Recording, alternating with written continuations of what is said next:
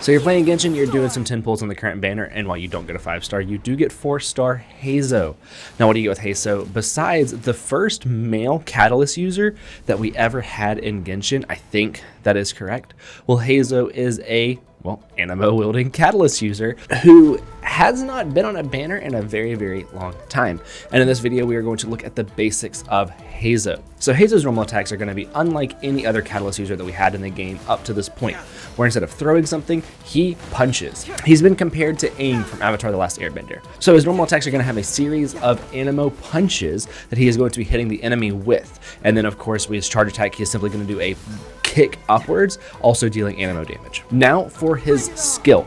So his skill is going to basically be a nuke shot, where you can tap it or you can hold it. If you tap it, it is going to use up the amount of sigils, marks, I think I'm going to call them for this video, marks on this little circle right here.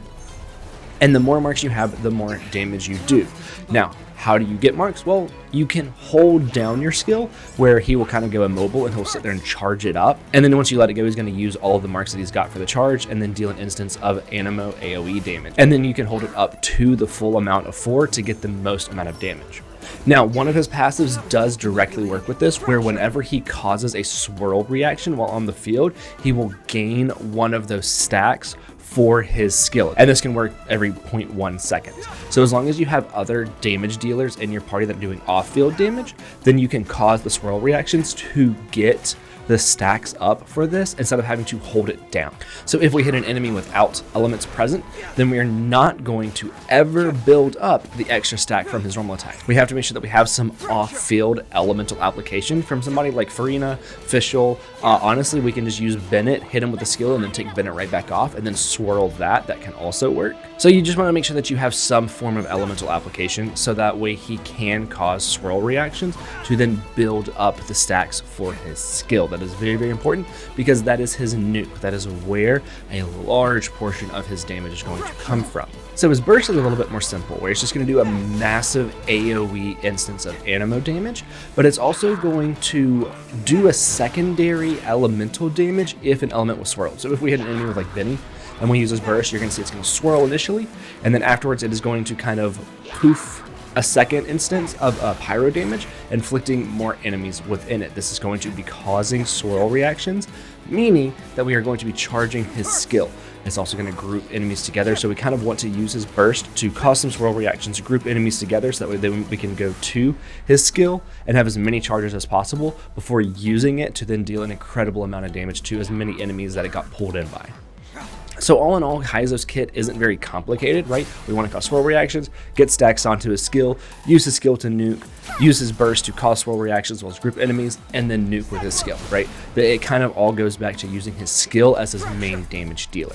Now we are going to look at his constellations a little bit, just because I'm sure a lot of people are pulling right now, hopefully to try and get him and his constellations. So C1, for 5 seconds after he takes the field, his normal attack speed is increased, and he also gains one of the marks for his skill. So every time that I bring him on the field, you notice that he starts with 1. That is also because of bringing him on the field from C1. C2, the pull effect of his burst is enhanced and its duration is increased just a little bit more, right? So it's going to suck in more enemies. C3 is going to be a normal one, where it's going to increase the level of his skill. C4 is just going to give him a little bit more energy back whenever we use his burst. So it's just going to help him be a little bit more energy efficient, right? C5 is going to be a normal one. And then C6 is where you really get into like his really, really good one. Because C6, for every single one of the stacks that you have on his skill, is going to increase the crit rate of that major hit by 4%. And if you have all 4 of them, then it's going to increase the crit damage by 32%. So this is going to be really, really good for just increasing his damage. Now for artifacts, in this video I was running Marshmallow Hunter because he's paired with Farina, and you can kind of run Marshmallow Hunter on anybody where it's paired with Farina, but an even better set is going to be something like VV, right? VV is going to be his best set. It's going to increase his anemo damage, it's also going to increase his swirl damage, but it's also going to make the enemy weaker too, in this case hydro damage or pyro damage from Benny and Farina. So this can be really, really good to increase his own damage, but also increase the damage of like Farina, which is going to be really, really valuable in the team with him in it. You can of course run run several different two-pieces, like two-piece Golden Troop, two-piece VV, two-piece Pavilion. You could do two-piece attack, two-piece Pavilion. You could do anything like that to just increase his overall damage. Now for weapons, you do have several different options. You do have something like Widzith, which is going to get up his crit damage. He can kind of use all three of the possibilities. The attack, yes. The elemental damage, yes. The EM in a swirl team, it's not going to be as usable.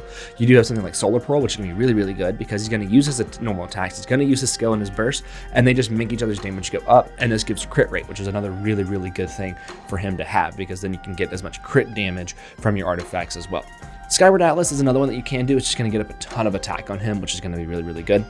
You can use something like Mappa Mar. It's going to get up a little bit of EM for the swirls, but then it's also going to increase his elemental damage, his animo damage up whenever you cause swirl reactions. So this can also be a really good free-to-play option.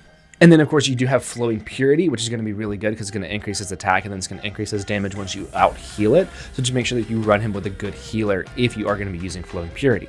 Now that's going to be it for this video on Heizou. I do really, really want to run him in like the Abyss because I do have C6 Farazan with Tenacity, and then of course Farina and Bennett, which kind of just leads to him being a hyper carry. I do want to get him a different set before I try to do that because I have so many people dependent on that Marshmallow Hunter set. So that is going to be it for this video. Kuki has green hair, I have blue hair, Farazan kind of has blue hair, and I'll see you in the next one. Dare to mess with me? Adventure time! Let's light it up! Shower me with praise! Everybody stand! Let my name echo in song! Ears of the storm!